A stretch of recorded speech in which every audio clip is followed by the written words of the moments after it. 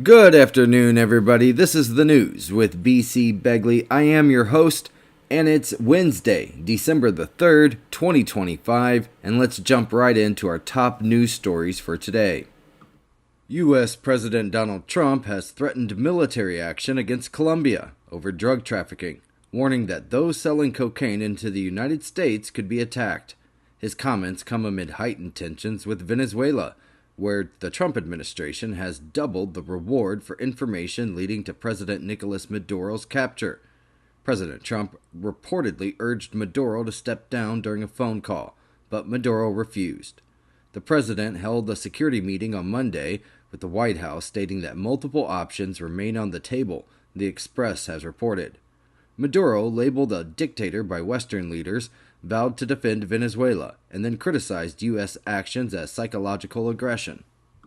Talks between Russia and the United States on ending the war in Ukraine were described as constructive by a senior Putin aide, though no agreement has yet been reached, particularly on territorial issues. Putin met U.S. envoys Steve Witkoff and Jared Kushner in the Kremlin, while parallel talks between the United States and Ukrainian officials took place in Florida. Trump's peace plan, which has raised concerns over concessions to Moscow, remains the centerpiece, with multiple iterations under discussion. European countries, largely sidelined in the process, are pressing to ensure their security concerns and financial commitments are also considered, the AP has reported. Meanwhile, Ukrainian President Vladimir Zelensky faces mounting pressure diplomatically, financially, and militarily as fighting continues in key regions like Donetsk. A new study finds that British Christians who leave their faith are increasingly turning to paganism, Wicca, and other spiritual practices, surpassing conversions to Buddhism, Islam, or Judaism. Over 1 in 10 former Christians identify as spiritual, with nearly half of these adopting pagan beliefs. While Christianity still gains new adherents, the number leaving the faith exceeds those joining, contributing to an overall decline in Christian affiliation in the United Kingdom. Many new spiritual adherents favor personal, experiential forms of faith over traditional church institutions, reflecting disillusionment with doctrine and moral conflicts, the Times has reported. Interest in paganism and witchcraft is growing, especially among younger generations, fueled in part by social media platforms like TikTok. French President Emmanuel Macron denied plans for a Ministry of Truth in France after criticism from right-wing politicians and the media that his anti-disinformation efforts could threaten press freedom. He has called for legislation to quickly block false information online and for professional certification of media outlets to distinguish reliable sources. Critics, including far-right leaders and several media outlets, accused Macron of authoritarianism and trying to control the narrative. The Elise responded by highlighting false claims and reiterating that any labeling of media would be done by professionals, not the state, Barron's has reported. The controversy unfolds amid growing political tensions ahead of the 2027 presidential elections, with far-right figures sensing an opportunity in Macron's impending exit. The United Kingdom's Health Security Agency is urging people to take precautions, including wearing face masks, as winter viruses, particularly the flu, spread across the country. This year's flu season began unusually early due to a mutated strain, raising concern among health experts. The UK HSA advises regular hand washing, ventilating indoor spaces, and covering coughs and sneezes, and staying home if unwell. Flu rates have risen slightly, with the highest positivity among children aged 5 to 14, the Express has reported. Symptoms can include fever, body aches, sore throat, cough, fatigue, digestive issues, and, in children, earache and reduced activity. Republican Matt Van Epps won a hotly contested special election in Tennessee's 7th Congressional District, holding the seat for the GOP against Democratic challenger Afton Ben. Although Trump carried the district by 22 points back in 2024, Democrats narrowed the margin this year, with Van Epps winning about 9 points, highlighting stronger Democratic turnout when compared to early voting. Both parties spent heavily on ads. while Trump and House Speaker Mike Johnson campaigned for Van Epps, and Kamala Harris and Democratic leaders supported Ben. Van Epps, who is an Army veteran and former state official, ran on MAGA-aligned themes and promised to continue the legacy of former Republican Representative Mark Green, NBC News has reported. Despite the Republican victory, Democrats still viewed Ben's performance as a sign of momentum heading into the 2026 midterm elections. The Department of Justice has sued 6 more states, Delaware, Maryland, New Mexico, Rhode Island, Vermont, and Washington, for failing to provide statewide voter registration lists, bringing the total to at least 14 states. The department claims the lawsuits aim to ensure election security, while Democratic officials express concern over privacy and the federal overreach into state-run elections. The requests include detailed voter information, including personally identifiable data, though some states have only provided publicly available or redacted data. State officials, including Rhode Island's Attorney General, called the lawsuits an overreach and a misuse of the Justice Department for political purposes, the Associated Press has reported. These actions coincide with President Trump's push to investigate the 2020 election, prompting lawsuits and warnings from voting rights groups. The Pentagon announced that all National Guard members deployed in Washington, D.C. are now armed with live weapons and ammunition and are conducting joint patrols with the local police. This escalation follows the ambush shooting of 2 guards near the White House last week, which left 1 dead and prompted the Trump administration to deploy hundreds of more troops. The move marks a significant shift in domestic rules of engagement, as many Guard units traditionally perform support roles rather than armed policing. Officials emphasize that all troops are trained and qualified on their assigned weapons, but concerns remain about readiness for street-level law enforcement, The Guardian has reported. The deployment is currently under legal scrutiny, with a previous order declaring it unlawful, on hold pending the administration's appeal. Floods and landslides on Indonesia's Sumatra Island have killed 708 people, with 504 still missing, following unusually heavy monsoon rains and a rare tropical storm. The disaster has affected 3.2 million people in Indonesia, injured 2,600 others, and forced the evacuation of around 1 million residents, while aid delivery has been hampered by blocked roads and damaged infrastructure. In North Sumatra, they faced severe food shortages, prompting the Indonesian government and aid organizations to send rice, cooking oil, and emergency supplies. Similar extreme weather has struck other parts of Asia, including southern Thailand, where 181 people were killed, and Sri Lanka, where a cyclone caused 410 deaths and left 336 missing, The Guardian has reported. The World Health Organization highlighted the role of climate change in increasing the frequency and the severity of such disasters, while the survivors recount the rapid onset of devastation of the flooding. A powerful X-1.9 class solar flare erupted from a newly emerged sunspot, AR 4299, on Sunday, prompting a geomagnetic storm watch. The flare briefly disrupted radio communications in Australia and parts of Southeast Asia. A coronal mass ejection, or a CME, accompanied the flare, which could affect power grids, navigation systems, and spacecrafts, though major impacts on Earth are not expected.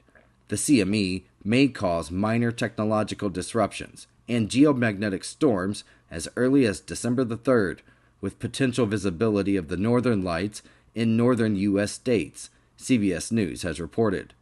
Scientists expect elevated space weather activity through December the 5th as the sunspot region rotates to face the Earth. Okay, it's 9 past the hour, and here's a look at the live weather radar from the National Weather Service. And let me just tell you, some of us can probably have a snowball fight, and some of us probably can't. And that's okay. We're a big country. All right, let's take a look at the National Weather Forecast for today. A winter-like pattern will bring periods of heavy snow to the Rockies, the High Plains, the Pacific Northwest, and the Great Lakes through the end of the week. A clipper system will also enhance snowfall around the Great Lakes, with several inches possible in favored areas. Along the Gulf Coast, moderate to heavy rain and thunderstorms may produce isolated flash flooding, as a frontal boundary lifts north. And much of the central and the eastern United States will stay cold, with Arctic air pushing temperatures in the Midwest to near record lows by Thursday morning. The West Coast will remain relatively mild, while colder conditions settle over the interior West and the plains. A Russian-flagged oil tanker carrying sunflower oil, the Mid-Volga II, was attacked in the Black Sea off Turkey's coast, though its crew was unharmed and it did not request assistance. The incident follows Ukrainian naval drone attacks on 2 Russian Shadow Fleet tankers inside Turkey's exclusive economic zone just days earlier.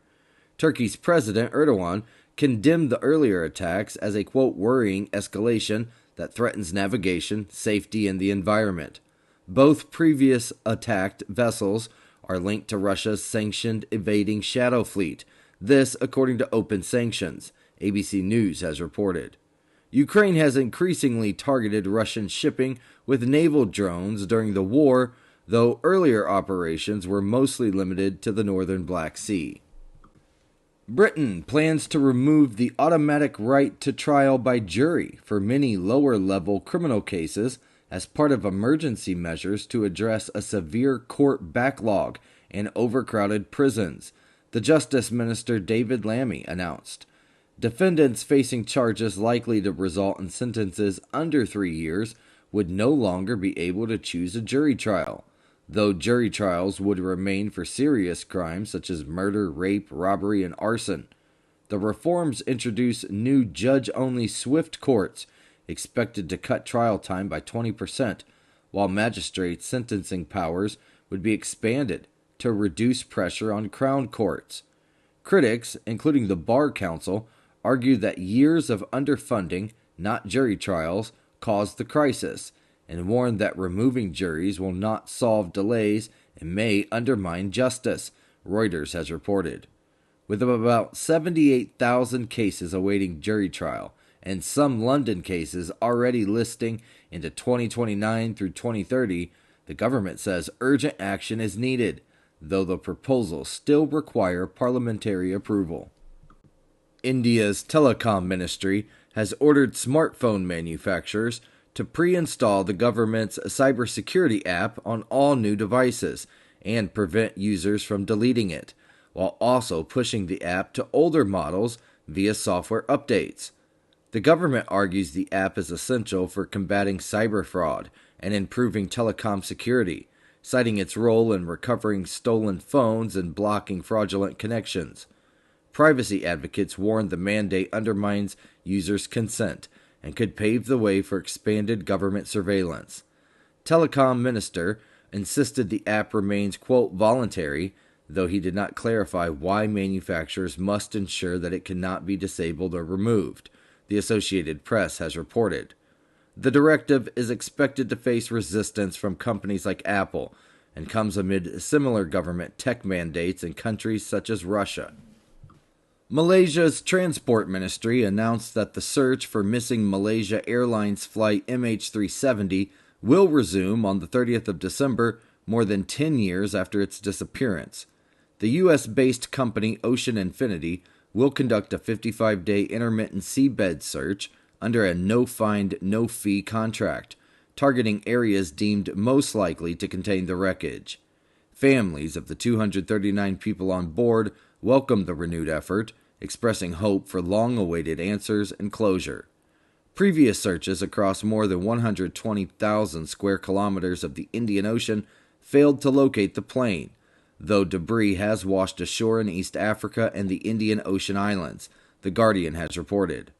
Malaysia said the renewed search reflects its continued commitment to solving one of the aviation's greatest mysteries, noting that earlier investigations concluded the aircraft was manually turned around and that unlawful interference could not be ruled out. Bulgaria's government has withdrawn its controversial 2026 budget proposal after nationwide protest against planned tax hikes and higher Social Security contributions. The backlash comes amid years of political instability and deep public divisions over Eurozone adoption and corruption. Tens of thousands of mostly young protesters in Sofia accused the government of perpetrating corrupt institutions and demanded either a revised budget or the cabinet's resignation. Some demonstrators turned violent, with clashes between protesters and police resulting in injuries and arrest, Al Jazeera has reported. The government says it will begin drafting a new budget once Parliament formally confirms the withdrawal. A new United Nations Development Program report warns that most benefits from artificial intelligence are likely to go to wealthy nations unless steps are taken to ensure equitable access to technology, education, and infrastructure. Artificial intelligence has the potential to improve healthcare, agriculture, disaster response, and public services, but marginalized communities risk being left behind due to lack of connectivity, skills, or visibility in data. Even in advanced economies, AI raises ethical, privacy, cybersecurity, and environmental concerns, including energy consumption, carbon emissions, deepfakes, and biased black box systems.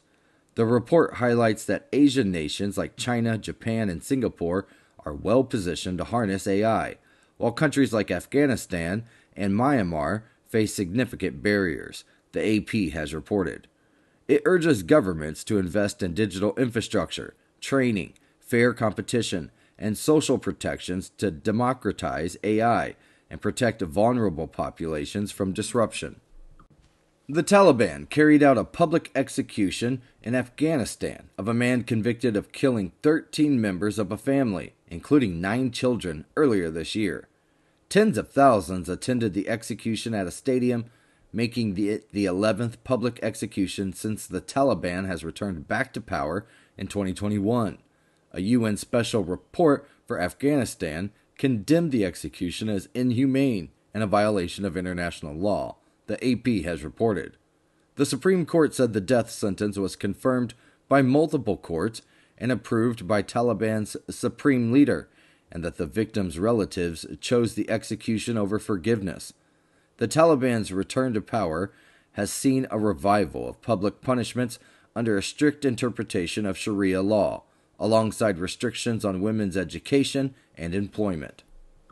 Germany's defense ministry confirmed that around 20,000 rounds of ammunition intended for the armed forces were stolen from a civilian contractor's trailer last week.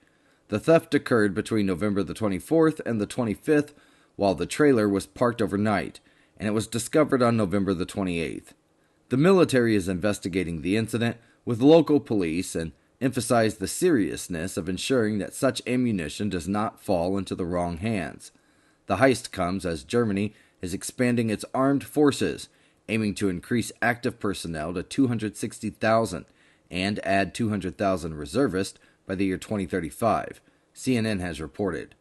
Germany also remains a major ammunition supplier for Ukraine, recently opening Europe's largest ammunition factory to meet that demand. Belgian authorities have arrested 3 people, including a former EU foreign policy chief, Federica Mogherini, in a probe into suspected fraud involving EU-funded training for junior diplomats. Police also raided the Brussels headquarters of the EU Foreign Service and several College of Europe buildings in Bruges, as well as homes of the suspects. The investigation, which was led by the European Public Prosecutor's Office, focuses on possible procurement fraud, corruption, and conflicts of interest related to the tender for the European Union Diplomatic Academy. Mogherini, now rector of the College of Europe, and Stefano Sanio, former Secretary General of the EU's External Action Service, had their immunity lifted to allow the probe, The Guardian has reported. The EPPO said it suspects fair competition rules may have been breached, but emphasized that all individuals are presumed innocent until proven guilty. 29 new Starlink satellites were successfully deployed into low Earth orbit by a SpaceX Falcon 9 rocket on December the 2nd from Cape Canaveral. The launch occurred at 5:18 p.m. local time, and the satellites were released 1 hour and 5 minutes later. The Falcon 9's first stage, Booster 1077, completed its 25th flight and then landed on a drone ship a short fall of gravitas in the Atlantic Ocean. These satellites, join over 9,100 operational Starlink units in SpaceX's global internet mega constellation, Space.com has reported. The launch marks SpaceX's 155th flight of 2025 out of 160 total missions so far this year. Today is December 3rd, 2025, and on this day in history, in the year 1910, the first public demonstration of neon lights was shown at the Paris Motor Show. In the year 1965, the United States launched Gemini 7, a 14-day space mission with astronauts Frank Borman and Jim Lovell. And in 1989, Velma Barfield became the first woman in the U.S. to be executed by lethal injection. December 3rd is also the International Day of Persons with Disabilities. Alright, it's 20 past the hour. Let's do a quick market update. The NASDAQ is up 0.2%. Gold is up 0.13%. Oil is up 1.24%. Bitcoin is up 1.05%. The Dow Jones Industrial Average is up 0.53%. And the S&P 500 is up 0.16%. And while I've got you here real quick, don't forget to like and subscribe to the channel. That way you can stay up to date on all of our news stories and our live shows. And now let's go to the last block of news for today. The Justice Department is considering whether to seek new indictments against former FBI Director James Comey and New York Attorney General Letitia James after a federal judge dismissed their cases last week. Prosecutors may forego an immediate appeal and instead present the case to a new grand jury, though this approach carries political and legal risks, including potential rejection by the jurors. Legal experts say re-indicting James is feasible, but Comey's case is likely unsalvageable due to the statute of limitations issues. The original dismissals centered on questions about the proper appointment of Trump-backed prosecutor Lindsay Halligan, whose involvement has faced court scrutiny from the Democrats, Politico has reported. DOJ officials are weighing strategies including using new prosecutors or grand juries to attempt reviving the charges while avoiding procedural missteps. Joaquin Guzman Lopez, son of notorious drug lord El Chapo, pleaded guilty Monday to U.S. drug trafficking and continuing criminal enterprise charges, following a similar plea by his brother Ovidio. The brothers, known as the Chapitos, are accused of running a Sinaloa cartel faction that trafficked massive amounts of fentanyl, cocaine, heroin, methamphetamine, and marijuana into the United States. Joaquin and longtime cartel leader Ishmael El Mayo Zambada were arrested in Texas back in July of 2024, sparking violent clashes between cartel factions in Sinaloa. As part of his plea deal, Joaquin admitted to overseeing large-scale drug operations that contributed to tens of thousands of U.S. overdose deaths annually, CNN has reported. Their father, Joaquin El Chapo Guzman, is serving a life sentence after his 2019 conviction for leading the Sinaloa cartel.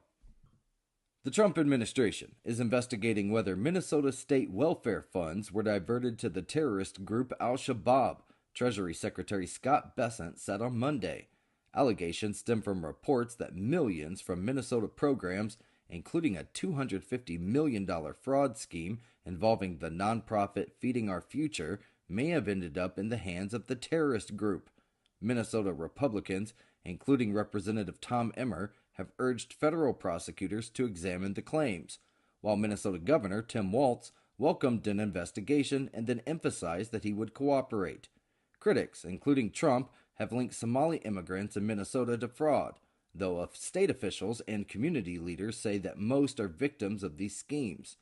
Previous state audits found no concrete evidence of welfare funds reaching terrorist organizations, with prosecutors stating fraudsters sought personal gain, not to finance overseas terrorism. December marks the closest approach of the interstellar comet 3I Atlas to Earth, giving astronomers a rare opportunity to observe it. The comet, composed of planetary material from another star, has captured both the scientific and popular attention. While some conspiracy theories speculate that it could be alien technology, astronomers and space agencies claim that it is not a spaceship. This event represents a rare chance to study an object originating from beyond our solar system, USA Today has reported. Both professional and amateur observers are preparing to catch a glimpse of this unusual cosmic visitor. The Prada Group has completed its $1.4 billion acquisition of Milan fashion house Versace, bringing the brand under the same umbrella as Prada. Lorenzo Bertelli, Prada heir, will serve as Versace's executive chairman while maintaining his role as Prada Group marketing director and sustainability chief. Versace ranked among the world's top 10 most recognized fashion brands and had been underperforming under Capri Holdings, which bought it back in 2018 for $2 billion. The brand is currently undergoing a creative relaunch under a new designer who debuted his first collection at Milan's Fashion Week back in September, NBC News has reported. Analysts project that Versace will account for about 13% of Prada Group's pro forma revenues, with Prada at 64%. American Eagle reported stronger than expected quarterly results and raised its full-year forecast on Tuesday, sending shares up as much as 15% in after-hours trading. The company expects fiscal fourth quarter comparable sales growth to 8 to 9%, which is far exceeding analysts' 2.1% estimate, and now projects full-year adjusted operating income of $303 to $308 million, which is up from $255 to $265 million. And for the third quarter, earnings per share came in at 53 cents versus the expected 44 cents, while revenue rose 6% year over year to $1.36 billion. The gains were largely driven by Aerie, with 11% comparable sales growth, while American Eagle stores saw just 1% growth despite marketing campaigns featuring Sydney Sweeney and Travis Kelce, CNBC has reported. The company cited strong momentum into the holiday season, noting record revenue and a record-breaking Thanksgiving weekend, reflecting resilient consumer demand across discretionary retail. Boeing expressed optimism about its outlook as 2025 wraps up, with the CFO projecting higher deliveries of both 737 and 787 jets in 2026. He said that certification for the delayed 737-10 model is expected later in 2026, and increased deliveries will drive billions in positive free cash flow. Boeing's stock jumped more than 10% following the remarks. The company also expects cash margins to improve significantly through 2030 due to higher productivity, CNBC has reported.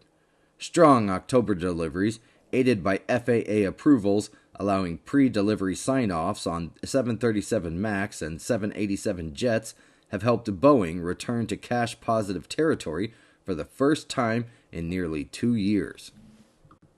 The 29-year-old Afghanistan national accused of shooting 2 National Guard troops near the White House pleaded not guilty on Tuesday to murder and assault charges during a remote hearing from his hospital bed. The attack killed Specialist Sarah Beckstorm, 20, and wounded Staff Sergeant Andrew Wolf, 24, after the suspect allegedly fired at the troops while shouting Allah Akbar. D.C. Superior Court Judge Renee Raymond ordered the suspect held without bond, citing the terror caused by the attack, and set his next court date for January the 14th. Prosecutors described the shooting as premeditated, while the suspect's defense attorney noted he has no prior criminal record, the AP has reported. The investigation continues, and U.S. Attorney Janine Pirro said additional federal charges are possible, with Attorney General Pam Bondi ultimately deciding whether to seek the death penalty. Okay, everybody, that is our show for today. I hope all of you have enjoyed it. I will see everyone tomorrow at 12 noon Eastern Standard Time for another episode of The News with BC, and I hope everybody has a great